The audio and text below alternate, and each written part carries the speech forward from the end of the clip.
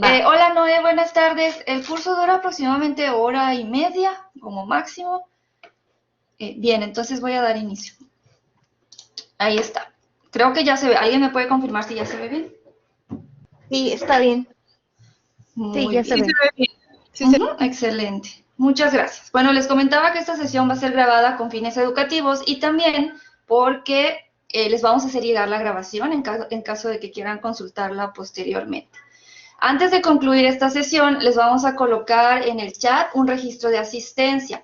Es bien importante que por favor nos ayuden llenándolo, no importa si son de la universidad, si no necesitan sellos, necesitamos registrar su asistencia. Además, para todos aquellos que requieran los sellos, pues es a través de este registro que se les van a compartir, igual la grabación. Les comento también que es bien importante que sean cuidadosos con el correo que registran, sobre todo para aquellos que requieren los sellos, pues para que les pueda llegar de manera oportuna este comprobante. A los asistentes registrados se les enviará la grabación y a quien lo solicite el comprobante con sus dos sellos. Para dudas o comentarios pueden escribirlos en el chat, me va a estar apoyando mi compañera Gloria y también pueden ustedes activar su micrófono cuando lo consideren necesario. Entonces doy inicio, les cuento, ¿verdad? Ya les había dicho, están todos aquí reunidos por el curso de redacción. Les doy las gracias por estar aquí acompañándonos. Para los que acaban de llegar, me vuelvo a presentar. Mi nombre es Yendi Mena y en el chat me acompaña mi compañera Gloria. Nosotros somos parte del equipo de Bibliotecas UABC Ensenada. Bien. ¿Qué temas vamos a abordar el día de hoy? Vamos a trabajar un poquito de gramática y proceso de escritura, vamos a conocer qué es. En caso de que no tengamos este conocimiento, bueno, yo les voy a contar un poquito, la importancia también, ¿verdad? De por qué pues debemos preocuparnos por cómo escribimos. Vamos a hablarles de coherencia de textos, uso de conectores, y también les voy a platicar sobre errores comunes en la redacción y cómo los podemos evitar. Entonces, sin más preámbulo, vámonos para allá. ¿Qué es la gramática? Vamos a empezar por ahí porque siento que esta definición pues nos abre un poquito el panorama de todo lo que vamos a ver el día de hoy. La gramática es una parte de la lingüística. La lingüística estudia muchas más cosas, ¿no? Pero la gramática es esta parte de la lingüística que estudia los elementos de una lengua, en nuestro caso del español, y la forma en cómo estos elementos se organizan y se combinan para darle sentido pues, a lo que estamos diciendo o a lo que estamos escribiendo. La gramática también es el arte de hablar y de escribir bien una lengua, ¿verdad? Porque yo estoy segura que todos los que estamos aquí podemos hablar y escribir, pues nos damos a entender, ¿no? Pero no todos hablamos y escribimos siguiendo, digamos, todas las reglas o todas las normas que existen. Entonces, de eso es lo que les quiero platicar el día de hoy. En cuanto al proceso de escritura como tal, me encanta poner esta reflexión que les voy a leer a continuación, porque siento que refleja muy bien todo lo que hemos llegado a sentir cuando nos enfrentamos a la tarea de escribir. Entonces dice, el proceso de escribir me recuerda a los preparativos para una fiesta. No sabes a cuánta gente invitar, ni qué menú escoger, ni qué mantel poner.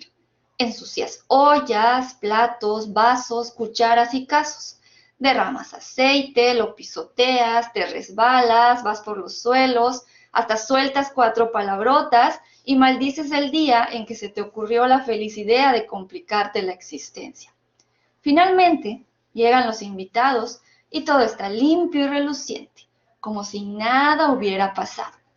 Los amigos te felicitan por el banquete y tú sueltas una de esas frases matadoras. Nada, total, media hora. Todo lo ha hecho el horno, ¿no? Entonces, más o menos, yo siento que esto refleja cómo es la escritura, ¿no? La persona que te lee, tu lector final, no conoce todo el proceso que tú tuviste antes de llegar a ese resultado final con el que él está teniendo contacto. Aquí hay un error, les ofrezco una disculpa, hay 2 tipos de comillas diferentes.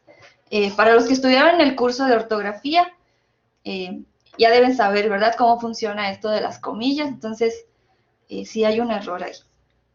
Ok, continúo. En cuanto a la actitud que podemos tener frente a la escritura, bueno, puede variar, ¿no? Si nos gusta escribir, si lo hacemos con ganas, si nos entusiasma la tarea, es probable que hayamos aprendido a escribir de manera natural. A lo mejor a algunos de ustedes les ha interesado la escritura y de manera autónoma se han informado sobre las diferentes reglas, a lo mejor cuestiones de ortografía, cuestiones de sintaxis, pero cada uno por su parte lo ha hecho, ¿no? Por otro lado, hay personas que no tienen una actitud tan positiva, digamos, frente a la escritura. Pero eso no es excusa para no aprender a escribir, porque creo que si todos estamos aquí es porque hemos detectado la necesidad de mejorar cómo escribimos, ¿no? Entonces, ahí, ¿no? La escritura, chicos, no es algo que vaya a llegar como por arte de magia. Tiene que ver mucho de cuánto nosotros nos informamos y de cuánto nosotros practicamos también. Vamos a trabajar el proceso, les voy a explicar más bien el proceso de escritura. Y me encanta esta frase que les puse que dice, no sería demasiado difícil escribir si no se tuviera que pensar tanto antes. Esta frase me encanta porque refleja muy bien el proceso de escritura, y es lo que justo ahorita van a ver ustedes, que todo se concentra, o la mayoría del trabajo de escritura se concentra en la primera fase, que es la planeación.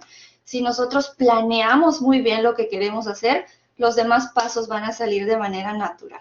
Entonces, tenemos estos 4 pasos, que el primero sería planear, luego redactar, revisar y finalmente reescribir. Y les voy a explicar cada uno de ellos. En cuanto al primer paso, ¿qué conlleva? Lo más difícil, no me dejarán mentir ustedes, es empezar, ¿no? ¿Cómo debo iniciar? ¿Qué debo hacer cuando tengo que escribir? A lo mejor me dejaron un ensayo, a lo mejor me dejaron que hiciera un escrito libre, ¿no? En algunas clases nos dejan hacer escritos libres. Bueno, pero ¿qué hago? ¿Cómo comienzo? ¿No? Entonces, lo primero que deberemos hacer cuando nos encontramos ante este predicamento es definir nuestro propósito. ¿Qué es lo que quiero lograr y qué tipo de escrito quiero hacer? Una vez identificado eso, tengo que pensar quién va a ser mi lector final, a quién voy a dirigir mi escrito. ¿Por qué? Porque mucho va a variar el lenguaje que nosotros vamos a utilizar dependiendo a quién vaya dirigido nuestro escrito. Por ejemplo, si estamos escribiendo un trabajo académico, deberemos usar un lenguaje formal. Sin embargo, si estamos haciendo escritura, por ejemplo, para niños, el lenguaje va a ser completamente diferente. Tendrá que ser un lenguaje que los niños puedan comprender. Luego, tercer paso, hay que ordenar las ideas. Empiecen ustedes con los famosos borradores, ¿no? Escriban qué tantos temas y subtemas les gustaría abordar. Por ejemplo, si es un ensayo, como ya habíamos comentado antes, vale la pena que ustedes hagan a lo mejor un esquema de estos con ramificaciones, ¿no?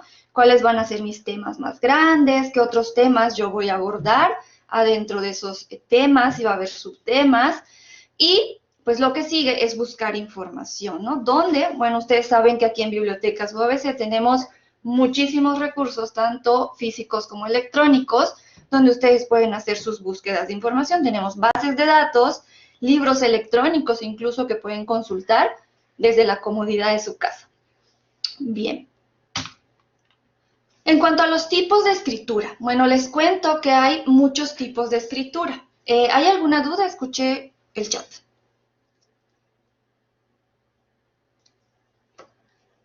¿No? Me va a salir tantito para checar.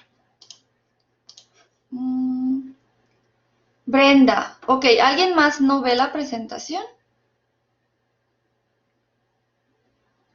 Ok, todo bien. Hola, Yandy, sí se escucha y Sí se escucha y se todo mira, bien. no hay problema. Ok, muchas gracias. Bueno, entonces continúo. En cuanto a los tipos de escritura, les estaba contando, hay muchos tipos. Les traje algunos aquí para que platiquemos y para que ustedes vean cómo se relaciona con el paso anterior, ¿no? Cuando yo empiezo a definir el propósito, pues tengo yo que establecer qué tipo de escritura voy a hacer. Por ejemplo, tenemos el tipo de escritura personal. No sé si alguno de ustedes la practiquen. Pueden levantar la manita si practican la escritura personal. Por ejemplo, si alguien lleva algún diario o cuadernos de viaje, Ajá, escucho por ahí, ok. Entonces, escucho que sí hay algunas personas que llevan a cabo en su día a día este tipo de escritura. Muy bien, muchas gracias, les doy las gracias. Ya pueden bajar la manita. Bien, hay otro tipo de escritura que es la escritura funcional. Es aquella escritura que hacemos pues por mero trámite, digamos, ¿no? Los contratos, por ejemplo, las solicitudes, los reportes. Entonces, estos tipos de escritos tienen formatos ya muy estandarizados, ¿no? Nada más los llenamos, ya sabemos qué es lo que tenemos que escribir. Hay otro tipo de escritura, que es la escritura creativa. En la escritura creativa uno puede tomarse algunas licencias y es mucho más libre de escribir, ¿verdad? No hay que seguir como reglas, se pueden romper algunas reglas incluso. Los poemas, por ejemplo, las novelas, las rimas, esa es escritura creativa. Luego tenemos otro tipo de escritura, que es la escritura expositiva, y, por ejemplo, nosotros, ustedes más bien como estudiantes, si me acompañan y son estudiantes, hacen mucho este tipo de escritura. Por ejemplo, los ensayos, los trabajos de investigación. El tipo de escritura expositiva es aquella escritura en donde nosotros desarrollamos un tema sustentándolo de pues, información que investigamos de otros autores, ¿no? Y también tenemos la escritura persuasiva. Es aquella escritura que busca, pues como su nombre lo dice, persuadir a tu lector a través de argumentos, ¿no? Entonces, por ejemplo, los artículos de opinión que a lo mejor te quieren hacer cambiar de parecer sobre algún tema o los ensayos. Me pareció escuchar, alguien levantó la manita. ¿Hay alguna duda?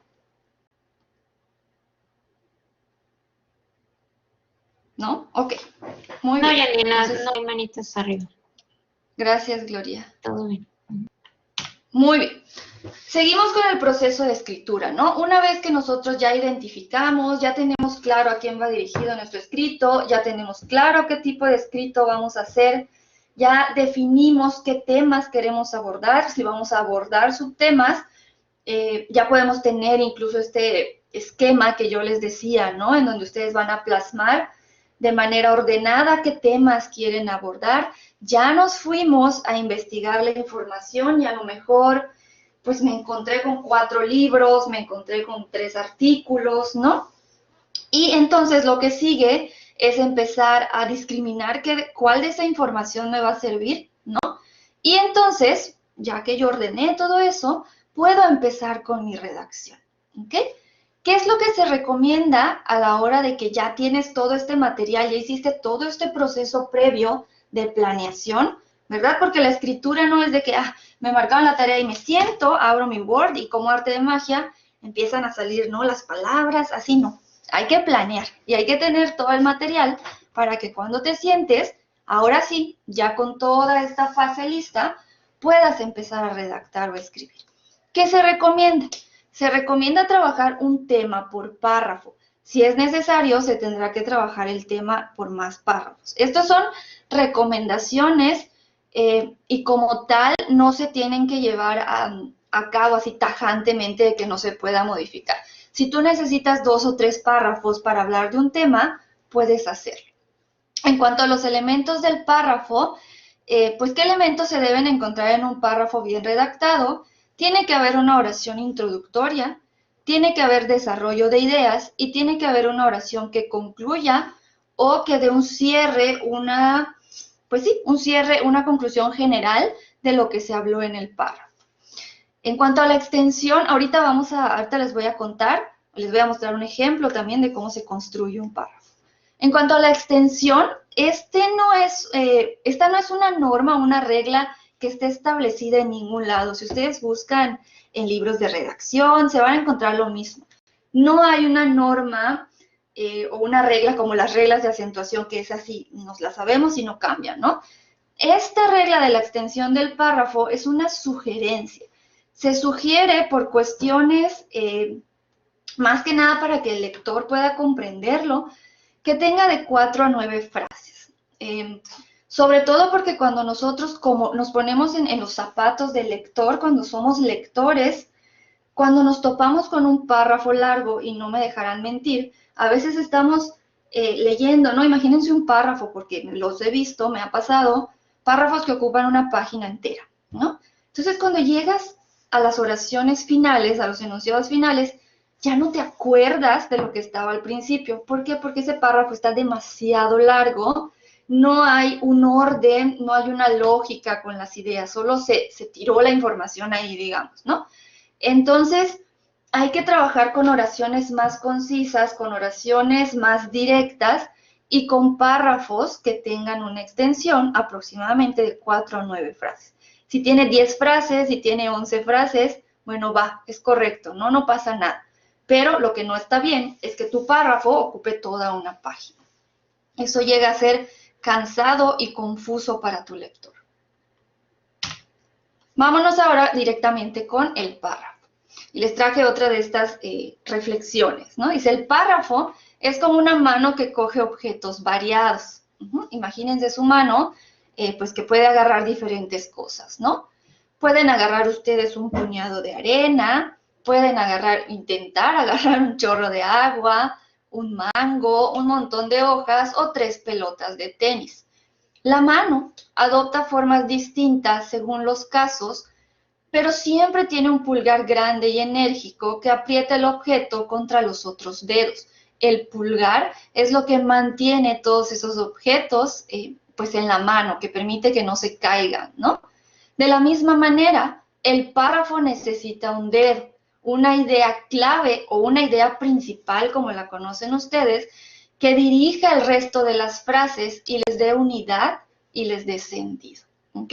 Justo como funciona la mano, que tiene un dedito, que es el que da cohesión, ¿no? Para que no se caigan las cosas, así funciona el párrafo. Todos los párrafos, entonces, tienen que tener una idea principal, que es lo que le va a dar dirección o va a conducir el resto de ideas que ustedes van a escribir adentro del párrafo. Entonces, me gustaría preguntarles, fíjense de esta imagen que les puse aquí. Tenemos la página A, la página B, la página C y la página D. Con lo poquito que les he platicado hasta ahorita, si ustedes tuvieran estas páginas y las estuvieran viendo así nada más, ¿cuál creen ustedes que sería más fácil de leer? ¿La A, la B, la C o la D? ¿Pueden ponérmelo en el chat?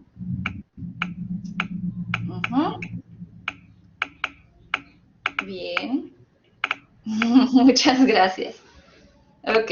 Gloria, ¿cuál es el que más se repite? La B. La B, ok. ¿Hay algunos que tengan otras opciones, A, C o D? Sí, uno dijo C, la D, uno dice B y D. Ok, muy bien. Pero la Muchas B va gracias. ganando. Muy bien. No les voy a dar la respuesta ahorita, se las voy a dar después. Entonces, la mayoría dice que B, pero hay algunos dicen que A, C y D. Muy bien. Continúo. El párrafo. ¿Qué es el párrafo?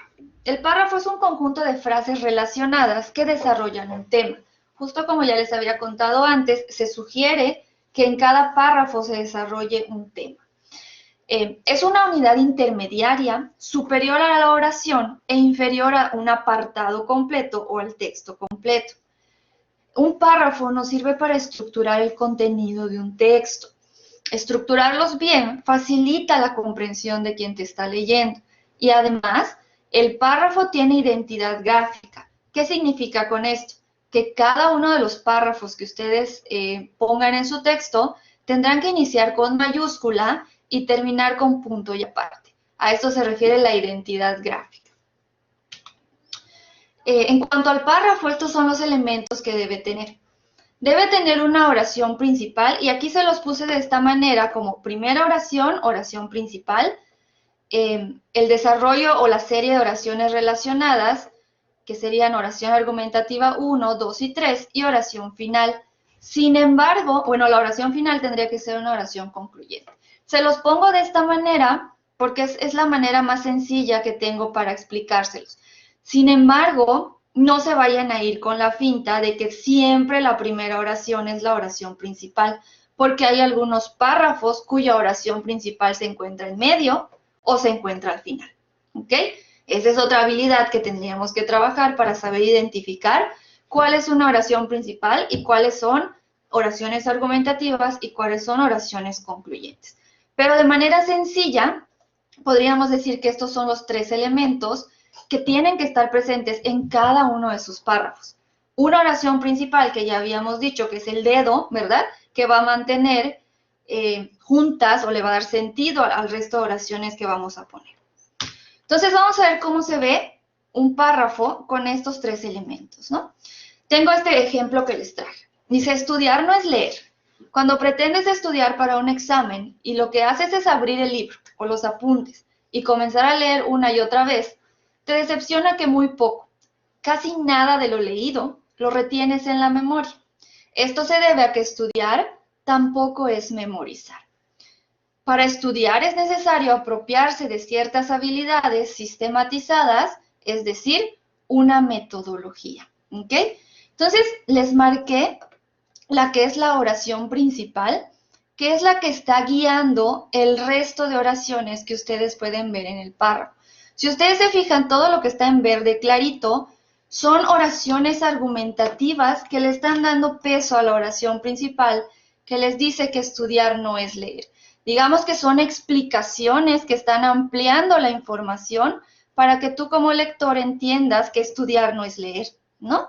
Y finalizan entonces el párrafo con una conclusión diciendo que es necesario cuando estudias que te apropies de otras habilidades, más bien de una metodología, ¿no?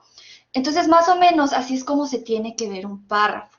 Tiene que tener estos tres elementos y tienen que ser identificables, ¿no? Que tu lector pueda identificar cuál es tu idea principal, qué ideas están apoyando o dando soporte a tu idea principal y pues una conclusión. Ok, continuamos con el párrafo. En cuanto a su extensión, les decía hace ratito, no hay directrices absolutas. En ningún lado nos vamos a encontrar información que nos diga, pues el párrafo debe tener 5 o debe medir 10 centímetros, ¿no? Eso no existe. Importa que la página y los párrafos inviten a la lectura. Por eso les preguntaba hace ratito, para ustedes, ¿cuál sería más fácil de leer o cuál les invitaba a la lectura? Yo sé que no había letras, no había nada, ¿verdad? Pero nada más como de vista, ¿cuál se te veía, cuál se veía más armonioso? ¿Alguien levantó la mano? ¿Hay alguna duda? No, más bien un comentario, bueno, sí, comentario y duda. Dices que se recomiendan entre 4 y 8 párrafos con 3 o 4 frases cada uno, o 3 o 4 enunciados. Enunciados. Enunciados. Ok, gracias. De nada. ¿Hay otra duda? Sí, es que es diferente, tienes razón. Frases pueden ser cuestiones breves que no tengan sujeto, verbo y predicado, pero como tal serían enunciados entonces. Yendi, sí, aquí en el chat hay 2 comentarios y Carla hace una petición. Te voy a decir el primer comentario de Delia. Dice, la oración principal puede estar en diferentes puntos del texto. Ajá, sí, puede estar en diferentes lugares del párrafo, no siempre va a estar al principio. Y Carla comenta, lo que sería el complemento, entre paréntesis secundarias, de la idea principal. Ajá, exactamente. Eso, las ideas secundarias son estas explicaciones o descripciones de apoyo que están dando soporte a la idea principal, es correcto. Y Carla solicita un ejemplo de este último punto. No, que no se entendió muy bien, me dice Mayra también. El último punto no se entendió muy bien. ¿El último punto cuál? No me comentan. Si lo pueden poner, por favor. El de las 4 frases. Ok, sí. Entonces, para ahí iba. Se recomienda entre 4 y 8 párrafos en cada una de las páginas. Recuerden, esto no es que lo tengan ustedes que estar contando cuando están escribiendo. Esto es cuestión más de que cuando ustedes vean la hoja completa sea armonioso. 4 y 8 párrafos con 3 o 4 enunciados cada uno. Me preguntaban si eran frases o enunciados. Hay una diferencia entre frases y enunciados, pero no es tan fácil de identificar. Creo que la manera más fácil en que se los puedo explicar es que un enunciado debe tener sujeto, verbo y predicado. Una frase a veces no tiene estos 3 elementos. Entonces, aquí la palabra correcta sería enunciados. Entonces, cuando estamos construyendo un párrafo, nuestro párrafo debe tener, según lo que se sugiere, 3 o 4 enunciados cada uno, ¿ok? Entonces, nuestra página completa debe tener entre 4 y 8 párrafos y cada uno de estos párrafos debe tener de 3 o 4 enunciados, pero esto no es una regla que ustedes tengan que cumplir cada vez que escriban un párrafo. A lo mejor si están escribiendo un párrafo y en su explicación necesitan poner 5 o 6 frases, es completamente válido. Son solamente recomendaciones porque se recomienda que los enunciados que ustedes escriban sean enunciados claros, directos y concisos, ¿ok? Hay que evitar palabrería. A lo mejor por querer explicar más, podemos nosotros enredar a nuestro lector o utilizar a lo mejor demasiados sinónimos que en lugar de aclarar están revolviendo más a nuestro lector, ¿no? Entonces, esa es la recomendación, que en nuestra página, digamos, haya entre 4 y 8 párrafos y que cada uno de estos párrafos tenga entre 3 o 4 frases. Pero, pues, esto puede variar. Entonces, les vuelvo a preguntar, ¿cuál sería más fácil de leer? ¿Siguen manteniendo la mayoría que la B?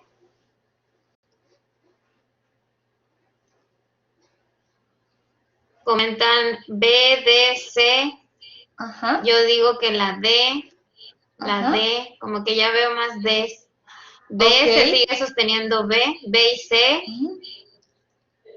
Ujú. Hay una Muy A. bien, muchas gracias. Ok, digamos que el texto o la página más armoniosa en este ejemplo es la B. Ustedes estaban en lo correcto la primera vez que se los pregunté.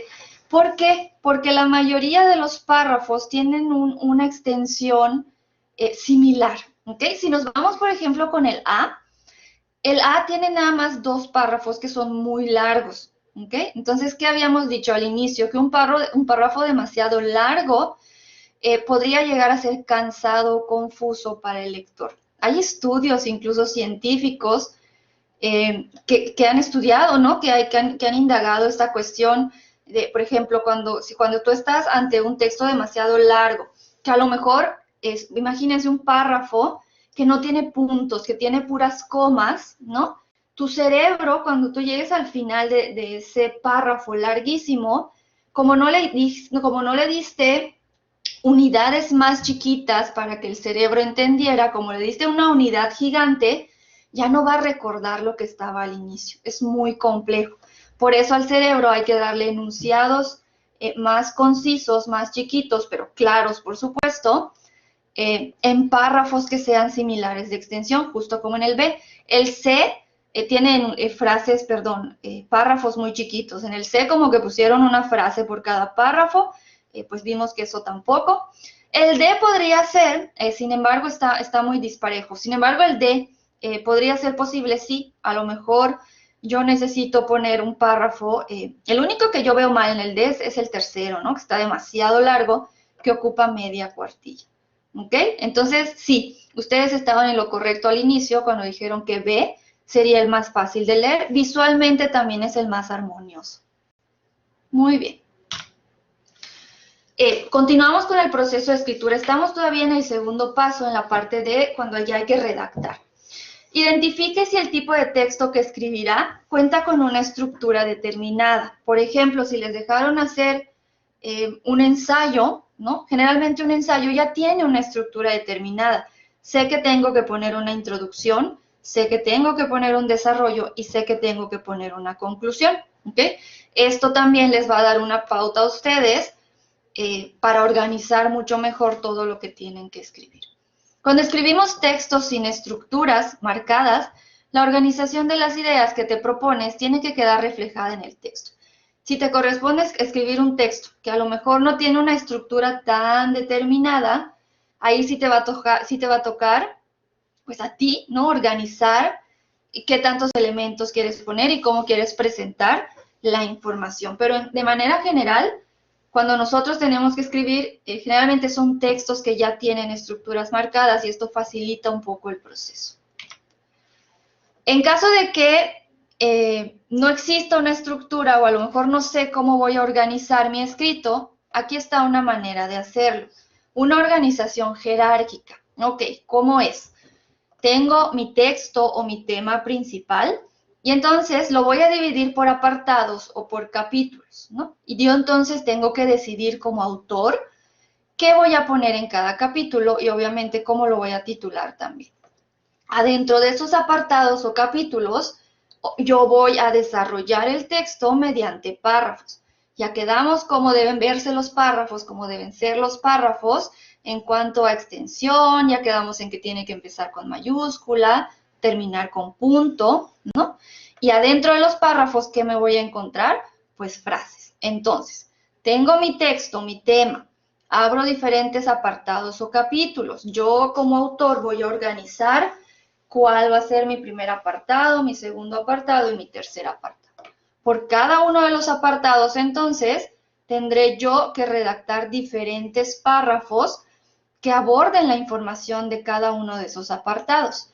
Y además, adentro de mis párrafos, tendré yo que construir frases que sean claras y concisas, que ya vimos, ¿no? Estas frases que serían, pues, mi oración principal, mis oraciones argumentativas que den soporte a mi oración principal y la oración concluyente por cada párrafo.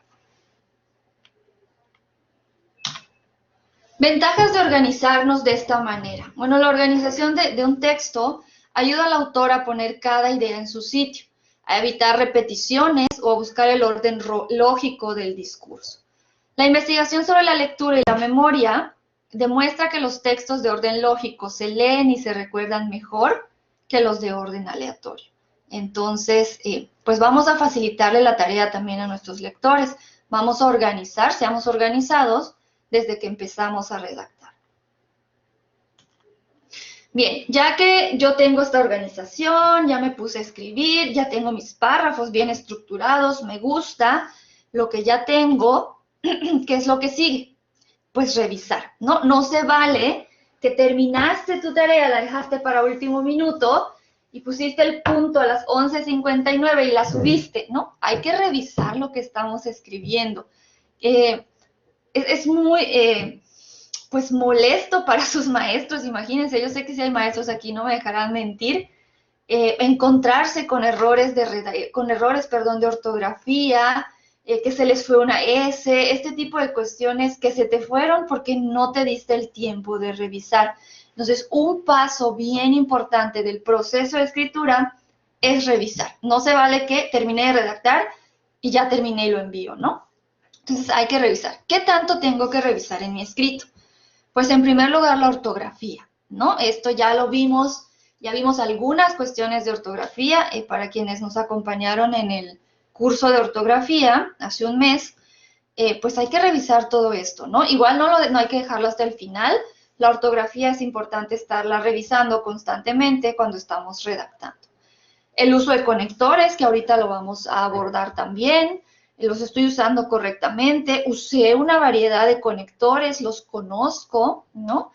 Nuestra extensión de los párrafos, ¿verdad? Revisar nuevamente, a lo mejor tengo 2 párrafos que están abordando una idea similar, pues a lo mejor más vale unificarlos y dejar un solo párrafo porque estaba repetitivo, ¿no?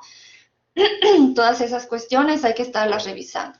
¿Estoy siendo lo suficientemente claro con lo que escribí? ¿No? Si yo fuera lector, ¿me entendería?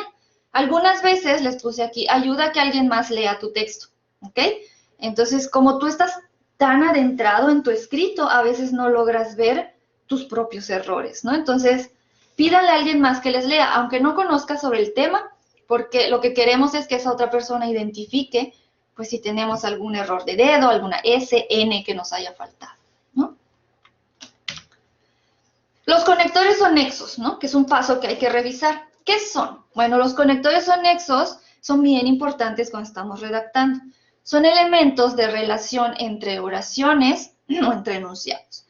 Si no los utilizamos, nuestro escrito va a resultar incoherente. Cuando se emplean en exceso o en forma repetida, los conectores o nexos se convierten en muletillas. ¿Qué es una muletilla? Es esta palabra que yo le digo así, ¿verdad? Es una definición bastante coloquial o bastante burda, pero una muletilla es una palabra que escupes mientras terminas de organizar en tu cerebro lo que quieres decir, ¿no? Yo tengo una muletilla que precisamente es esta, el no, ¿verdad? Y también el verdad. Son estas palabras que solemos repetir cuando estamos hablando, que nos dan tiempo de pensar, pero que nosotros pues terminamos diciendo como eso, ¿no? Como apoyo o como muletilla en nuestro discurso. Lo importante es que no nos la llevemos a nuestra escritura. Si tenemos muletillas cuando hablamos, no nos las debemos llevar a nuestra escritura, ¿ok? Entonces vamos a ver algunos conectores o nexos. Les puse 3, hay muchísimos más, 3 categorías de conectores o nexos que existen. Son estas palabras que, como lo decía la definición, nos van a ayudar a organizar y también a dar, a conectar nuestras ideas. Si queremos expresar hilación o continuidad en 2 ideas, podemos retomar algunos de los que están aquí. Por ejemplo, el pues, el entonces, por un lado, asimismo, además, el también, ¿no? Suponiendo que estoy hablando de los diferentes climas. En el norte del país, el clima suele ser frío en invierno. Asimismo, ¿no? Si nos vamos al noroeste, el clima también es frío, ¿no? Fíjense cómo di continuidad o hilación de mis ideas, que a lo mejor en este caso no fueron las mejores, pero a lo que quiero llegar es que hay categorías de conectores o nexos a las que ustedes pueden recurrir y que además le van a dar variedad a lo que ustedes están escribiendo. No nada más van a usar el entonces cada vez que quieran expresar hilación, sino que pueden ir seleccionando, ¿no? Asimismo o además, en el sur del país, el frío es muy extraño, ¿no? Que haya frío. No me dejarán mentir los que están aquí de Yucatán. Si lo que queremos es expresar oposición, es decir, ideas contrarias, hay otra serie de conectores a los que podemos recurrir. Tenemos el pero, el sin embargo, por el contrario o a la inversa, ¿no? Si queremos comparar climas en nuestro país, pues entonces tendremos que recurrir a este tipo de conectores o nexos. Así como decíamos, ¿no? En el norte del país, el invierno suele ser muy frío. Sin embargo, en el sur del país, el invierno suele ser templado o caluroso, ¿no? Y estas son ideas contrarias, opuestas, a las cuales yo les estoy dando sentido a través de un conector o un nexo que expresa oposición, ¿ok? Si lo que quiero es indicar resultado, bueno, también hay una categoría. Si ya estoy escribiendo a lo mejor mi conclusión, entonces recurro a uno de estos, ¿no? Para terminar, se puede concluir que los climas en el país son variados, ¿no? O en síntesis, se puede decir que, en conclusión, para concluir, hay una variedad también. A lo mejor necesitan poner una conclusión en cada uno de sus capítulos o sus apartados, y entonces vale la pena darle variedad al uso de conectores o nexos, ¿ok? Ustedes pueden encontrar muchísimas otras categorías de conectores o nexos. Estas no son las únicas, dependiendo de lo que ustedes quieran hacer con las ideas que están redactando.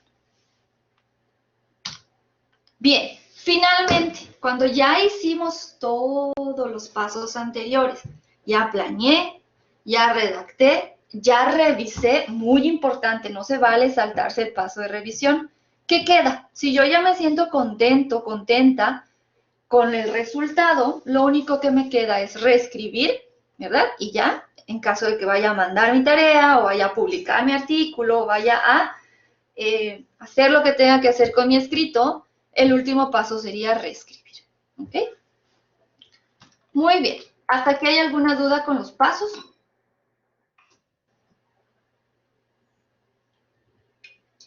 No, Yendi, comentan que no, que todo bien. Muy bien, perfecto. Entonces continúo. Vamos a hablar un poquito ahorita sobre concordancia sintáctica.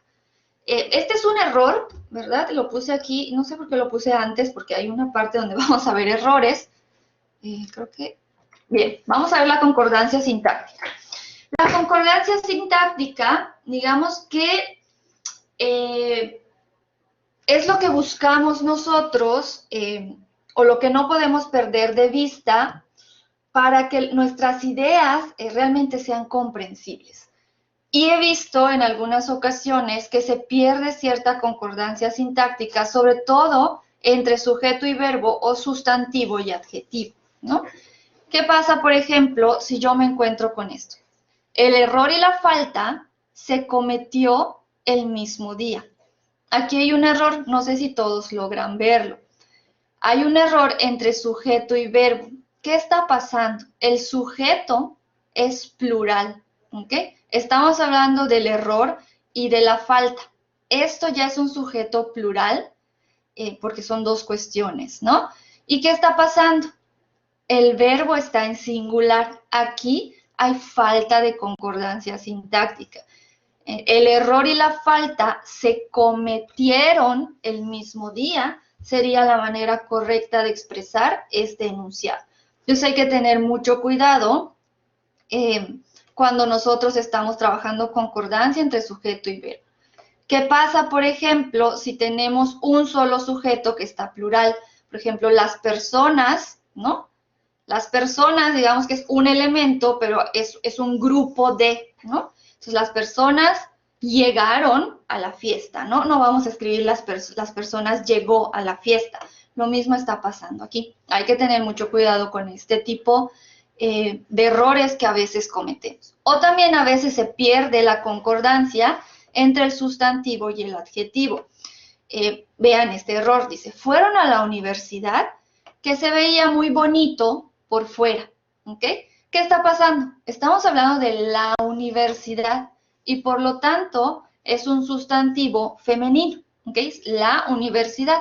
Lo correcto en este caso sería decir, fueron a la universidad, que se veía muy bonita por fuera, ¿ok? Hay que tener mucho cuidado entonces con este tipo de cuestiones para no perder el sentido de nuestra oración o de nuestro enunciado. Entonces, para cerrar todos estos pasos del proceso de redacción, vamos a concluir. ¿Qué características debe tener una buena redacción?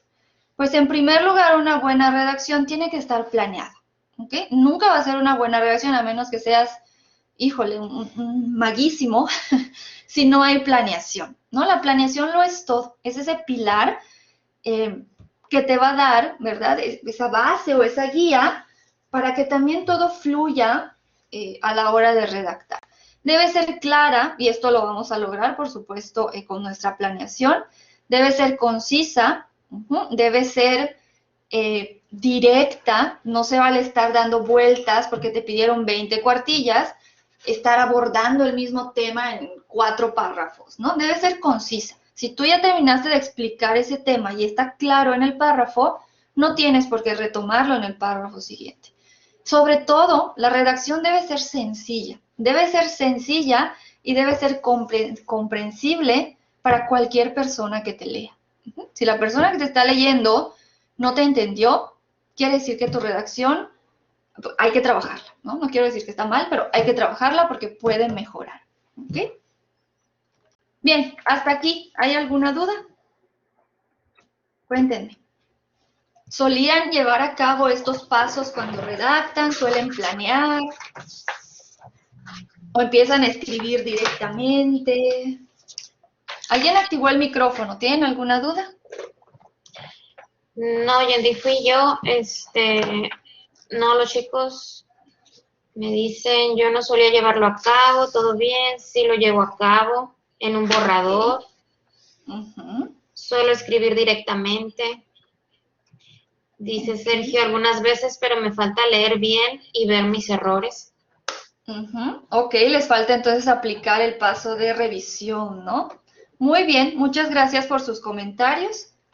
Bien, voy a continuar entonces. Lo que vamos a trabajar ahorita como segunda parte ya de nuestro curso son errores frecuentes que afectan nuestra redacción, ¿no? Entonces vamos a ver cuáles pueden ser. A lo mejor no los conocen por su nombre, porque luego suelen tener nombres rebuscados, pero seguramente los van a identificar cuando los vean, ¿no? Entonces, primer error que puede afectar nuestra redacción, ¿no? Si es que lo estamos cometiendo, es descuidar nuestra ortografía, ¿no? Va de la manita con el curso anterior que tuvimos de ortografía. Vamos a ver primero palabras homónimas y palabras homófonas. Entonces, las palabras homónimas, ¿no? A lo mejor las conozco, estoy segura, porque estas nos las enseñan en la primaria, ¿no? ¿Cuáles son las homónimas? ¿No? Como su nombre lo dice, son las palabras que se escriben igual, se pronuncian igual, pero que tienen diferentes significados. Con estas no hay ningún problema en cuestiones de ortografía o que nos vayamos a confundir porque se escriben igual, tienen las mismas letras en el mismo orden. Como por ejemplo el caso de pila, ¿ok? La misma palabra pila puede ser una pila de libros, ¿no? O puede ser una pila de batería, ¿no? Entonces, son dos cosas diferentes, significados diferentes, pero es la misma palabra, se escribe igual. No sé si sabían, pero hay palabras homónimas que pueden llegar a tener muchísimos significados. Creo que la palabra homónima con más significados, si no me equivoco, es cabo. C-A-B-O, cabo, como los cabos, ¿no? Creo que si no me equivoco tiene 21 o 22 significados diferentes la palabra cabo. A ver, pónganse a pensar cuáles conocen de esa palabra. Esas están bien, con esas no solemos cometer errores de ortografía. Pero luego vienen las palabras homófonas, ¿verdad? Que son ahí las triqui, porque con esas sí podemos cometer errores. ¿Por qué? Porque las palabras homófonas se pronuncian igual. Esto quiere decir que cuando tú las escuchas, escuchas lo mismo, pero se escriben diferente, ¿ok? Quiere decir que su grafía es diferente. Hay alguna letra que va a cambiar y además tienen diferentes significados, ¿ok? Entonces, ¿qué pasa? Si yo me confundo de letra, una de dos, o estoy escribiendo mala palabra y esa palabra no existe, o estoy escribiendo otra palabra completamente diferente a la que quería escribir. Como por ejemplo en el caso de abrazar, que a mí me fascina ese ejemplo. ¿Qué pasa si su novio, si su novia, su crush, les manda un mensaje y les dice que les quiere abrazar, pero se los escribe con S? Corran, huyan de ahí, amigos míos, no se queden, porque seguramente lo que les está diciendo es que les quiere quemar, porque la palabra abrazar con S, ¿verdad? Viene de la palabra brasas. Ajá. Entonces, pues significa eso, abrazar significa pues generar más fuego a partir de las brasas con S. Ay. La palabra abrazar con Z tiene un significado completamente diferente, ¿verdad? Que significa dar un cariño, viene de la palabra brazos, ¿no? Con Z. Entonces hay que tener mucho cuidado cuando nosotros estamos redactando, asegurarnos, sobre todo si tenemos dudas, de si la palabra se escribe con la letra con la que estoy escribiendo, ¿no? Muy bien. Escuché mucho el chat. ¿Hay alguna duda, Gloria? Sí, Yendi, hay una duda. A ver, permíteme, déjame. Angélica dice, cuando escribimos textos largos como una tesis que tiene mucha información y a veces utilizas lenguaje complejo, ¿cuáles son las recomendaciones? Pues eso, ¿no? Que te lea alguien más. Hay muchos también, olvidé tu nombre, perdón, pero hay muchos... Angélica. Angélica, hola. Hay muchos sitios en internet que te permiten subir también tus documentos y te hacen una revisión de esto, ¿no? De ortografía, de redacción, pero no hay que confiarnos porque tú como autora tienes que tener el control de todo lo que estás escribiendo. Sobre todo si tienes alguna duda con estas palabras, porque como acabamos de ver, en cuestiones de ortografía sobre todo, pues hay palabras, la misma palabra puede llevar tilde, puede no llevar tilde, pero existe la palabra con tilde o sin tilde, ¿no? O lo mismo aquí, a lo mejor tú creyendo que escribiste abrazar, ¿no? Y creyendo que te lo van a corregir, pues no, porque la palabra abrazar con S realmente existe. Entonces, pues tener el control, ser muy cuidadosa y que te lea alguien más, es lo que yo te puedo recomendar. Yo te entiendo, cuando uno escribe una tesis, un trabajo muy extenso, uno está cansadísimo de ver lo mismo todos los días y ya no te das cuenta de ese tipo de errores. Entonces, pídele a alguien más, invítalo a un café y dile, por favor, léeme con cuidadito y márcame todos los errores que tú veas, ¿no? Creo que esa sería mi mejor recomendación. Muy bien. Les encantó a los chicos tu ejemplo de abrazar. Les quedó claro esa parte. Está muy bueno ese ejemplo. Bien, vamos a hacer ejercicio de práctica con oraciones homónimas y homófonas. En este caso, aquí lo que está faltando es una homónima, es decir, es la misma palabra. Dice, con el control puedo cambiar el en la televisión y nadaremos en el río a través de él que conecta con el mar. ¿Qué palabra falta ahí? Canal, ¿verdad? Con el control puedo cambiar el canal. Ajá. Río. Estamos hablando en el primer ejemplo, estamos hablando de un aparato que nos ayuda, ¿verdad?, a modificar el canal. En el segundo caso, estamos hablando de pues una vertiente de agua. Ambas se escriben igual, son palabras homónimas, canal y canal, pero tienen diferentes significados. Aquí, ¿no? Con el abrazar, entonces aquí hay otros ejemplos. Cuando te vea después de la pandemia, te voy a... ¿Cómo lo escribirían? No me vayan a poner abrazar con eso. Abrazar. Lo único que vamos a abrazar con ese es la carnita asada, eso sí. Ok, muy bien. Dice, para encender el fuego es necesario abrazar, ahora sí con ese, el carbón, ¿verdad? Muy bien, muchas gracias. Entonces, aquí hay otro ejemplo. Nuevamente, al inicio, lo que nos está faltando es una palabra homónima, es decir, es la misma palabra, y dice, la indígena que se habla en Oaxaca es diferente a la que se habla en Ensenada. Y luego, el doctor me pidió que sacara la para revisar mis amígdalas. ¿Qué palabra falta ahí? Lengua. Lengua, ¿verdad? Bien. La lengua indígena que se habla en Oaxaca es diferente a la que se habla en Ensenada. De hecho, no. Hay mucha gente de Oaxaca que sigue hablando su lengua indígena aquí. Bien. El doctor me pidió que sacara la lengua para revisar mis amígdalas. Entonces, nuevamente, misma palabra, diferentes significados, son palabras homónimas. Luego tenemos estas, el ahí, el ay y el ay. Entonces, dice, me pegué con el dedo chiquito del pie. ¿Qué opción es la que debe ir ahí? Ay. Bien, ay sin H, ¿no? Ay sin H, ajá. Ajá, de ay, me pegué, ¿no? Luego, ya no, pan en la alacena. ¿Qué opción debe ir ahí? Ajá, ay con H. Muy bien, porque es del verbo haber, ¿verdad? Ya no hay pan en la alacena. Luego, te dejé el dinero. ¿Qué va? Te dejé ahí el dinero. Ahí. Ahí. Y H, ajá. Muy bien. Y hay un último ejemplo que dice, en el cajón, papel para tu tarea. ¿Qué opciones faltan ahí? Ah, están poniendo A, H y luego ahí, ajá. Ahí, Ajá. ahí. Muy bien. Ahí en el cajón hay papel para tu tarea. Muy bien. Muchas gracias a todos los que contestaron. Gracias, Gloria. Bien, voy a continuar entonces. Vamos a seguir viendo errores.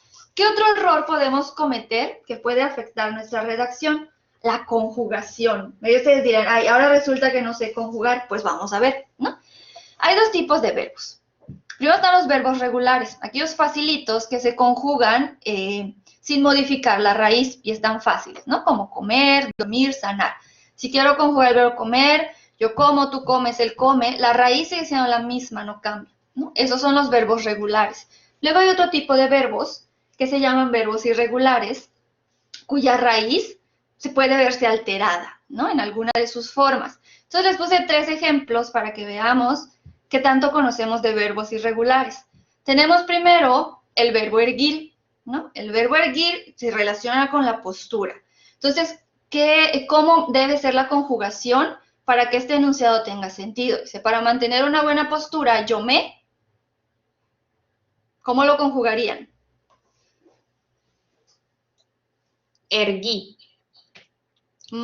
Ok, pero si lo quieren ustedes escribir en presente, para mantener una postura, en este momento, yo me... Ajá, Briseida ponen ahí, hiergo, irgo, Ajá. ergo. Muy bien, ya lo investigaron, yo creo. Ajá. La respuesta correcta es esa, no es ergo. Ergo está mal, recuerden que los verbos irregulares modifican su raíz. La respuesta correcta puede ser yergo o irgo. Yo sé que suena extraño, pero es la manera correcta de conjugarlo, en presente, ¿no? Para mantener una buena postura, yo me yergo o me irgo. Vámonos con otro, con este verbo que es asolar, que significa destruir o arrasar, ¿no? Entonces, igual, en presente, yo con los dulces en la feria, ¿cómo lo conjugaría?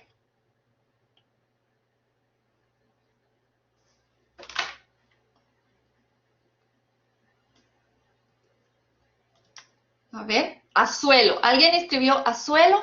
Azuelo, azolo, Ajá. azole. ya. Ajá. Azuelo. Muy bien. La manera correcta de conjugarla es azuelo. Y vamos con este que me encanta, que es mi favorito, mi verbo irregular favorito, que es satisfacer. ¿Cómo conjugan el verbo satisfacer en pasado? Si yo quiero decir, el desayuno de ayer no me, ¿cómo lo pongo? Satisfacción, No. satisfizo. Ahí está muy rápido. Satisfació, satisfacción, satisgajo. Ay, no, satisfajo. Eso está muy extraño. No, ya. Ok. No. Satisfacción no es la manera correcta, pero alguien por ahí lo puso. La manera correcta de conjugarlo es satisfizo, ¿no? El desayuno de ayer estaba malo y no me satisfizo. ¿Okay? Así es como se conjuga correctamente en pasado. Ok, muchísimas gracias a todos los que participaron. Sí, se escucha muy raro, yo lo sé, pero bueno, son verbos irregulares. Muy bien, entonces hay que estar seguros también cuando estamos escribiendo verbos irregulares. Si no estamos seguros, pues más vale irnos a la página de la Real Academia Española. Cuando ustedes ponen un verbo, hasta la parte de abajo les sale cómo se debe conjugar en todas las maneras de conjugar que hay, ¿no? Entonces, para no quedarnos con la duda. Muy bien, otro tipo de errores que podemos cometer y que pueden afectar nuestra redacción es la cacofonía. ¿Y qué es la cacofonía? Como definición nos dice, es la disonancia que resulta de la inarmónica combinación de los elementos acústicos de la palabra. ¿Okay? Cuando nosotros a veces escribimos palabras que suenan parecidas, ¿no? Y las escribimos juntitas en el mismo enunciado, podemos llegar a cometer cacofonía, como en este ejemplo. Se mostró tranquilamente, cordialmente, precavidamente y sigilosamente, ¿no? Aquí estamos abusando del gerundio, del mente, ¿no? Entonces, esto estamos cometiendo cacofonía en esto que está como rojito, porque todas las palabras se parecen en pronunciación, ¿ok? Entonces, si nosotros notamos que lo que estamos escribiendo suena muy parecido, más vale cambiarlo a lo mejor por sinónimos, o le quitamos, como en este caso, el gerundio. Se mostró tranquilo, cordial, precavido y sigiloso. Y nuestro enunciado suena muchísimo mejor. ¿Hay alguna duda? Escuché una manita. ¿No? A ver, manita. Sí, Edgar tiene la mano levantada. Edgar, no sé si quieres comentar algo. Sí, por ejemplo, ahí dice que tranquilo, cordial, precavido y sigiloso. También se puede poner como tranquilo, cordial, precavido y sigilosamente. Se mostró tranquilo, cordial, precavido.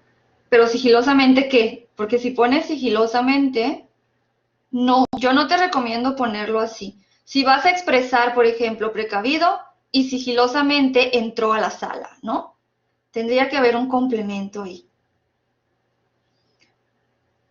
Ok. Muy bien, vamos gracias. de nada. Vamos a ver otro ejemplo. Lo hizo conforme a la forma formal que le informaron, ¿no? Nuevamente estamos cayendo en cacofonía, se escucha muy parecido. Entonces, lo hizo siguiendo el modelo formal que le proporcionaron, ¿no? Trabajamos con sinónimos y entonces nuestro enunciado ya suena mucho mejor, ya no suena como un trabalenguas, ¿no? Eso es la cacofonía. Muy bien. Los anglicismos, esto estoy segura que los conocen. Son términos originarios del idioma inglés, pero que fueron tomados por el español y se incorporaron a los discursos en este idioma. Un anglicismo que puede ser abusar de la anteposición de adjetivos. Como nosotros sabemos, cuando hablamos, por ejemplo, o escribimos inglés, los adjetivos se anteponen, ¿verdad? Por ejemplo, a big plane. Entonces, ¿qué pasa? Llevarnos esto a español es un error si abusamos de esto, ¿no? Fíjense del error, dice, un enorme avión aterrizó en la preciosa isla. Estamos abusando, estamos haciendo uso doble de este anglicismo. Entonces, mejor poner un avión enorme aterrizó en la isla preciosa, ¿ok? Hay que evitar anteponer los adjetivos para evitar cometer un anglicismo. Bien, vamos a continuar con vulgarismos y vicios del lenguaje, que son otros errores que generalmente cometemos al hablar, y ok, ¿ven? ¿Verdad? Lo importante es no llevárnoslo a nuestra escritura. Entonces, son usos al hablar que generalmente extrapolamos a la escritura. Como por ejemplo el aísmo. ¿Qué es el aísmo? Es el uso abusivo e inadecuado de la preposición a. ¿Ok? Todos los ejemplos que ven en rojito se consideran errores o se pueden llegar a considerar errores y lo correcto sería escribirlo como está en el lado derecho. De acuerdo a es mejor ponerlo como de acuerdo con, ¿no? De acuerdo con Herrera 2009, de acuerdo con diversos autores, de acuerdo con los investigadores de la UABC. Lo mismo, en relación a, se sugiere mejor poner en relación con las investigaciones llevadas a cabo por la Facultad de Oceanología. Y a mí me encanta, no es en base a, ¿verdad? Igual no es en base con, ¿no? He visto muchísimos en tareas, en ejemplos. Lo correcto y la única manera correcta es con base en.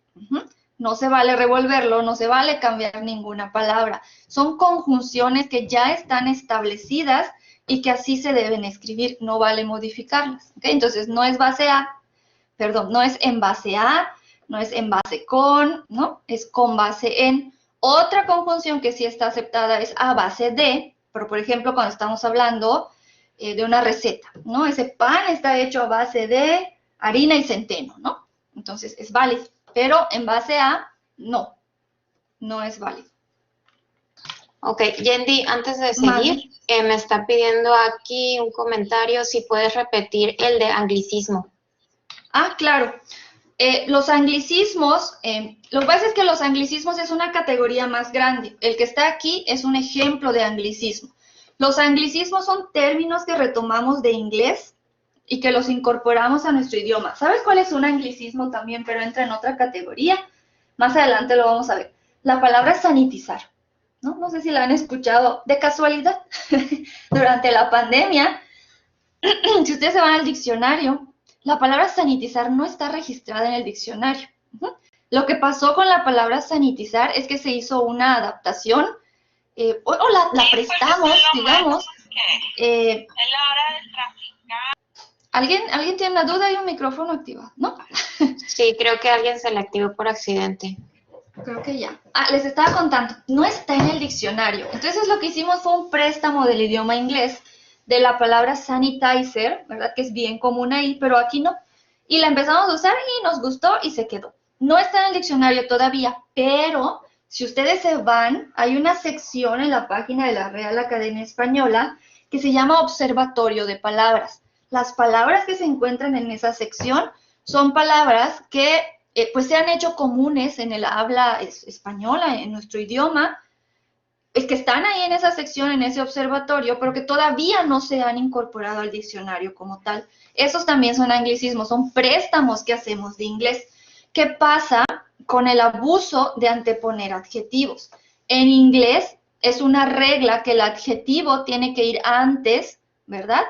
En la oración, por ejemplo, aquí dice un grande avión, ¿no? En inglés es una regla, en español puede llegar a ser un error si nosotros abusamos de esto, como aquí, un enorme avión aterrizó en la preciosa isla.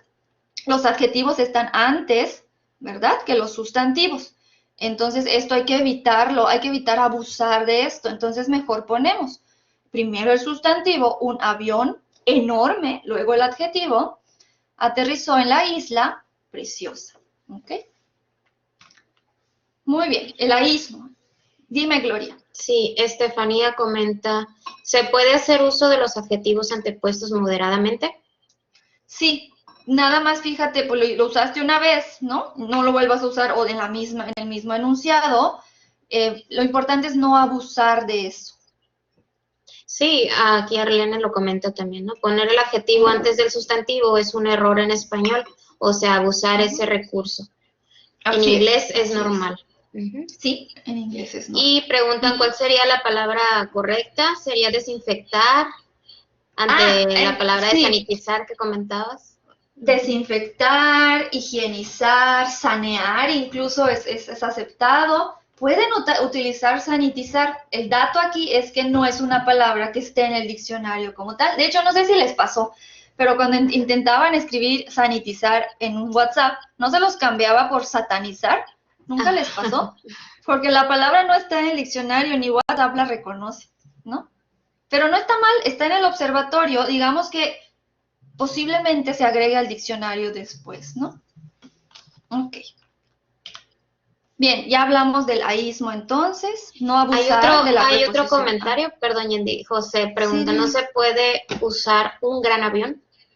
Volviendo al ¿Sí se ejemplo puede? de Victiano. Sí, sí se puede. Un gran avión, ya quedamos que lo importante es no abusar de ello, o sea, como aquí, que está 2 veces en el mismo enunciado, ¿no? Bien, vámonos con otro anglicismo. Otro anglicismo puede ser el llamado barbarismo, ¿no? Es la aceptación de palabras extrañas propias, de palabras extrañas al propio idioma. Aquí hay un error, perdón. ¿Qué pasa, por ejemplo, si yo quiero escribir en mi redacción una palabra que es de otro idioma? Puedo hacerlo si, sobre todo si no hay traducción, porque si hay traducción, lo más recomendable es que la escribas en el idioma que debe ser, como por ejemplo, en lugar de camping, ¿verdad? Pues yo voy a escribir, me voy a acampar, o en lugar de, es un amateur, ¿no? Pues es un principiante, o en lugar de show, va a dar un show, vamos a ir al show de mis sobrinos, ¿no? No, vamos a ir al festival de mis sobrinos. O lo puse en el closet. Yo creo que esta es la más aceptada. Nadie ni yo digo, ay, lo voy a poner en mi armario, ¿no? Es muy extraño. Pues son palabras que han sido aceptadas, pero ¿qué pasa? Si yo las quiero retomar en mi escrito, es válido, sí, pero las tengo que escribir entre comillas o con cursivas. Es una u otra, no ambas. O le pones comillas o las escribes en cursivas, porque esto le va a dar la pista, digamos, a tu lector de que es una palabra que está en un idioma ajeno al español, que es en el que estamos redactando, ¿no? Otro error que podemos cometer es el cosismo, que es abusar de la palabra cosa. Lo he escuchado mucho, sobre todo en el lenguaje oral, ¿no? Como quedamos, lo importante es no llevarlo al lenguaje escrito. Como por ejemplo, es un error decir, la religión es cosa tuya, ¿no? Bueno, vamos a escribir la palabra que debe ser.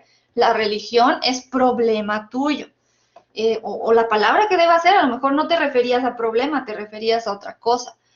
Trabaja en la cosa educativa, ¿no? Bueno, trabaja en asuntos de educación. La cosa es que tienes que ir, ¿no? El problema es que tienes que ir, o el asunto es que tienes que ir, ¿no? O la responsabilidad es que tienes que ir. En lugar de cosa, ¿no? Que puede ser muy ambiguo, porque no sabemos a qué te querías referir, pues hay que usar la palabra que deba ser. Yendi, Bien, mande. José Eduardo comenta, en APA, ¿el uso de cursivas para eso está bien visto?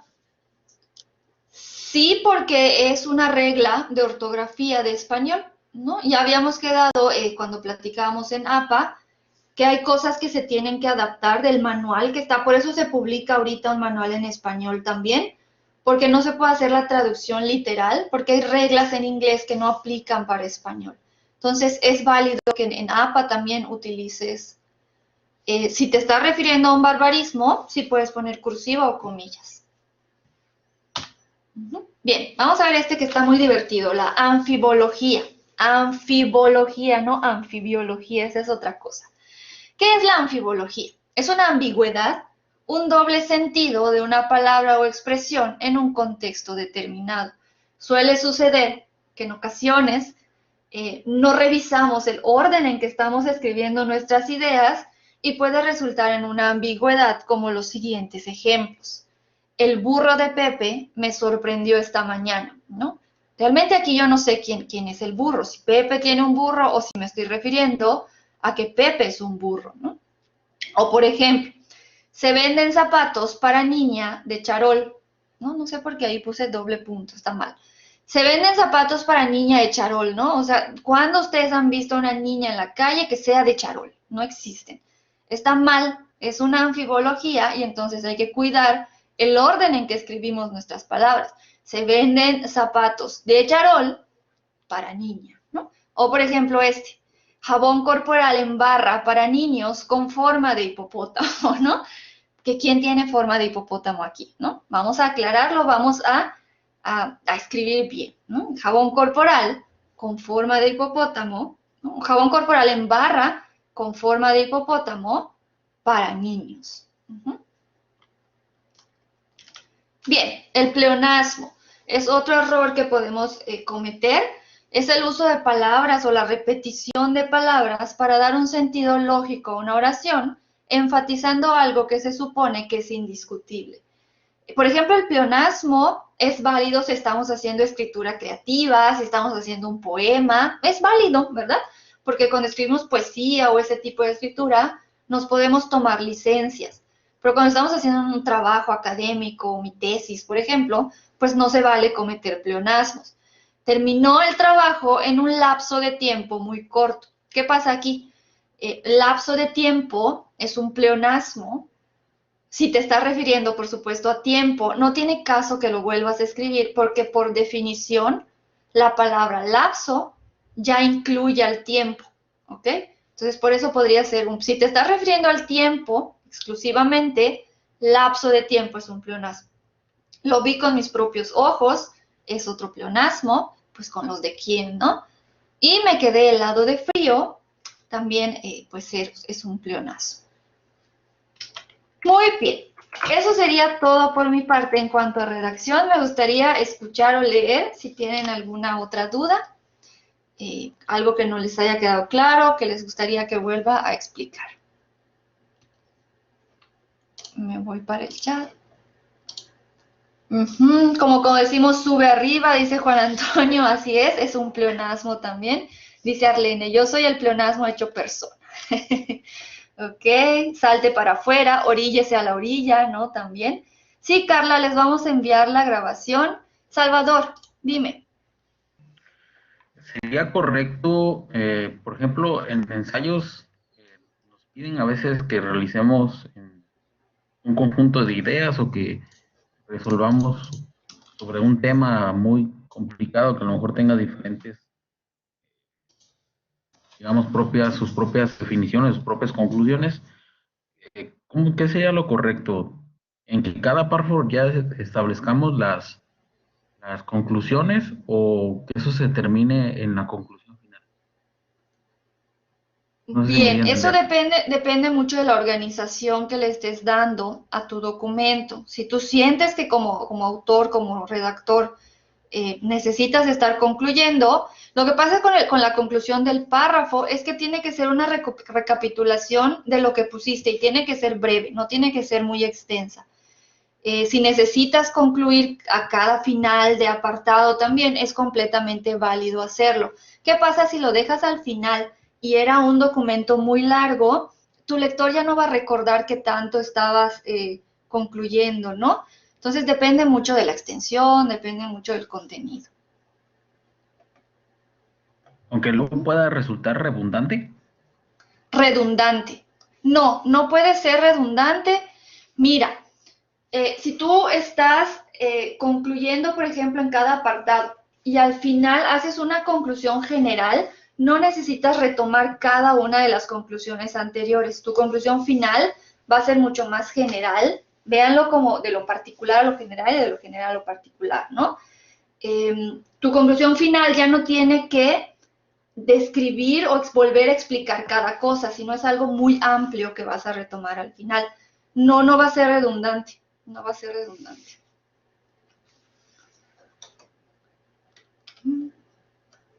Ok, dice mi mamá.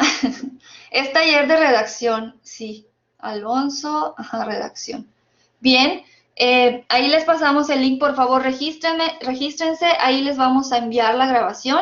Si necesitan sellos, por favor, nos lo indican ahí. Y bueno, pues de parte mía, de parte de Gloria y de parte de todo el equipo que conformamos el equipo de Bibliotecas UABC Ensenada, les agradecemos muchísimo que nos hayan acompañado.